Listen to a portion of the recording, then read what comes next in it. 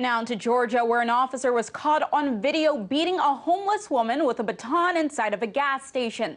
The incident took place in Decatur, Georgia on June 4th. In the video, you can see Officer P.J. Lershid hitting the woman several times with a metal baton while she lay on the ground. At one point, the officer places his knee in her back and the metal baton on her neck. The woman then places one of her hands on the baton, and Officer Lershid then shouts, quote, "Let it go or I will shoot you." Take a look. Put your hands behind your back, I'm going to shoot you. Let it go, I'm going to shoot you. No, please, don't shoot him. Put your hands behind your back. Put your hands behind your back, Katie. Stop it now. Put your hands behind your back. Put your hands behind your back.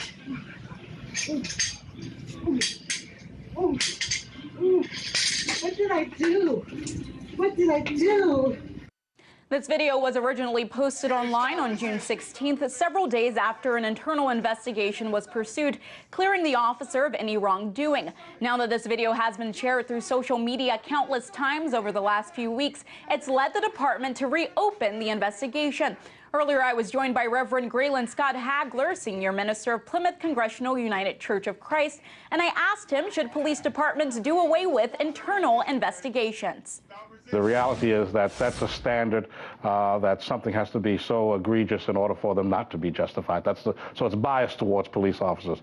And as you can see right here in this case in Decatur, Georgia, he's not subduing her, he's beating her. There's a difference, right? He's not subduing her to handcuff her or to arrest her. He's beating her before the arrest, because you can see that he repeatedly beats her and beats her.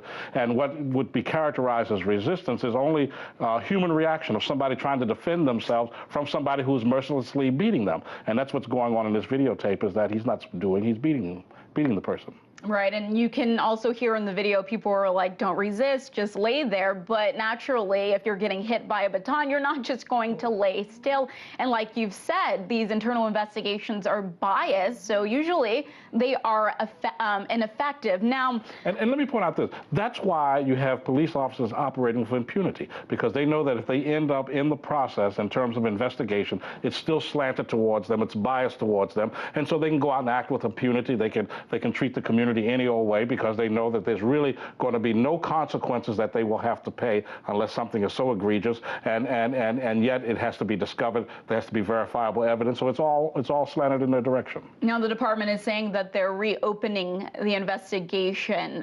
What do you think is going to happen, the outcome of this? Well, I think that what should happen, obviously, is that the officer needs to be disciplined, and probably needs to be fired for that kind of force that is being exercised, because it is not judicious in terms of what he's doing.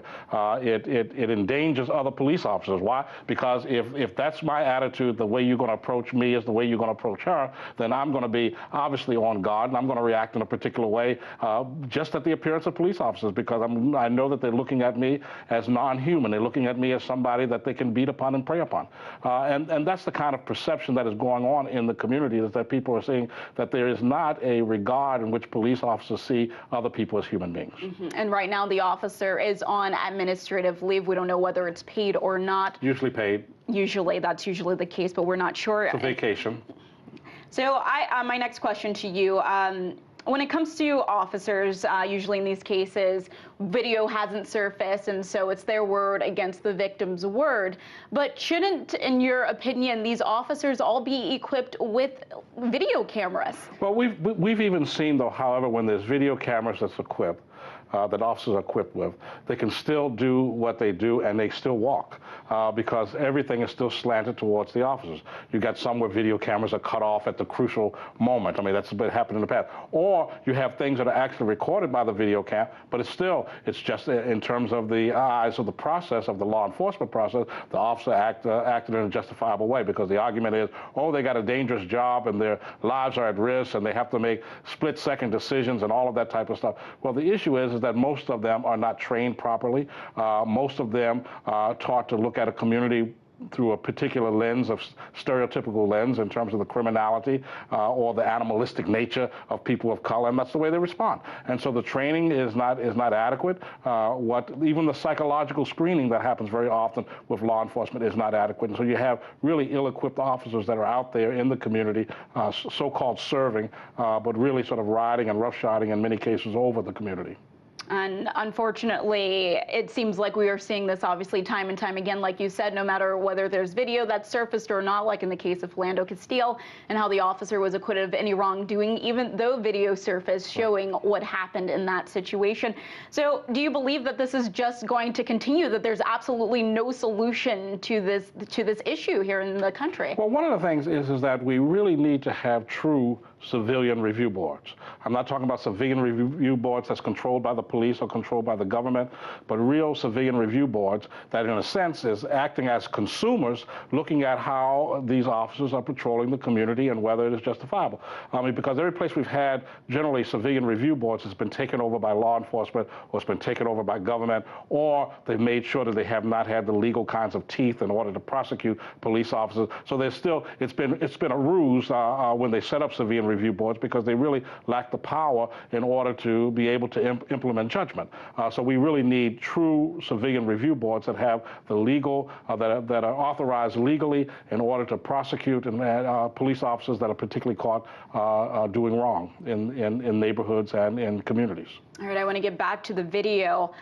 We can see the officer yelling at the woman and countlessly beating her with this metal baton. We hear him saying, "Let go of this baton or I will shoot you." Now, amazing comment. Now, coming from his officer, he's threatening this woman's life after brutally abusing her with this metal baton. In your opinion, did he go too far? Well, he went too far, first of all, in his use of that baton. I mean, obviously, it did not take all of that in order to subdue somebody that you were going to make a prisoner. And then to keep beating somebody and not expect that person, me or you for that matter, not to respond and not to try to get control over the instrument that's beating us and causing us great pain is a kind of ridiculous notion, right? So when he moves to the point of saying you either let go of the baton or I'll shoot you for what, right? The fact is you have somebody that is being beaten mercilessly and somebody who's trying to defend themselves.